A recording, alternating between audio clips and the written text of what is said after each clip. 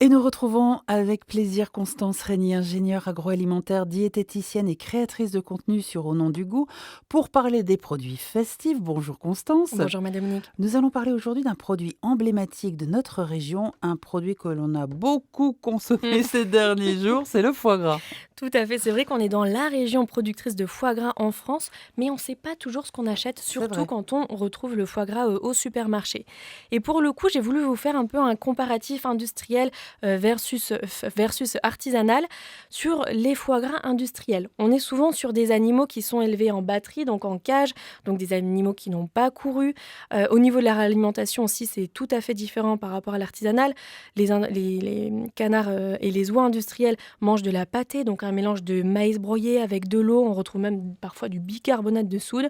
Et surtout, on s'en rend compte à la cuisson, puisque c'est des foies qui fondent très vite et avec beaucoup de gras dans notre casserole. Et c'est pas le cas du canard artisanal. C'est ça, c'est pas le cas du canard artisanal ni de l'oie artisanale. Déjà, c'est des animaux qui sont élevés en liberté, donc ils peuvent gambader, ils ont les muscles qui travaillent et ça se sent après sur la viande. Ils mangent aussi des maïs en grains entiers. L'éleveur aussi doit tâter le jabot, vous savez, c'est l'œsophage Mhm. de l'animal pour voir s'il peut le gaver. Et cette période de gavage est assez courte, au final, c'est vraiment 10% de la vie de l'animal, donc 10 jours à peu près. Et donc, en achetant un foie gras, soit qui est IGP du Sud-Ouest, label rouge, artisanal ou fermier, vous êtes plutôt vous pouvez être serein sur la qualité puisque c'est des beaux produits ensuite en cuisine. Mais comment fait-on pour être sûr d'acheter du bon foie gras, Constance? Ben, c'est là que la réglementation va nous aider parce qu'il faut regarder ce qu'il y a sur les étiquettes. Vous avez 3 mentions, 3 catégories de foie gras dans vos rayons.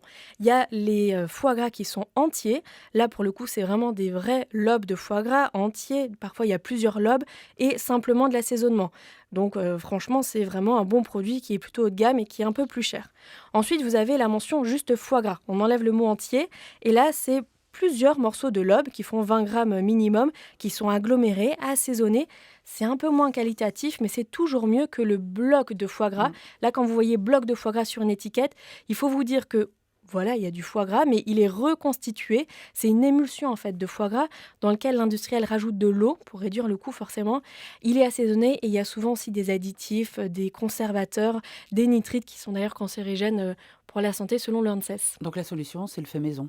La solution, franchement, c'est Mm. beaucoup plus économique. En termes de goût, on est d'accord, ça n'a rien à voir. Et c'est pas si compliqué que ça. Pour une trentaine d'euros, vous pouvez avoir un foie gras entier.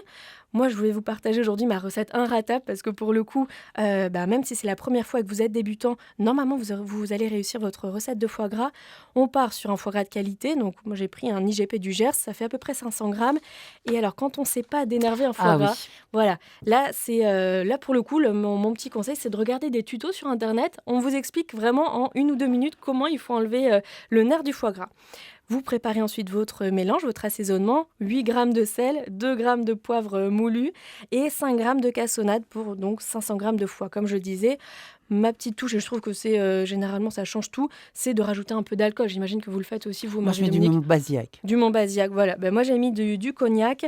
Et ensuite, vous avez juste à le laisser 24 heures au frigo pour que Mhm. vraiment les saveurs imprègnent la chair. Et ensuite, vous allez le cuire à 100 degrés pendant 15 à 20 minutes. Ça dépend évidemment de la puissance du four.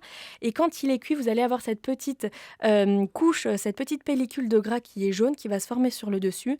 On laisse reposer un jour et on peut le déguster le lendemain. Et on ne se lasse pas de déguster du bon foie gras. Ah oui. Merci Constance pour ce partage. On vous retrouve demain. Je rappelle que vous êtes ingénieure agroalimentaire, diététicienne et créatrice de contenu sur Au nom du goût. À demain. À demain.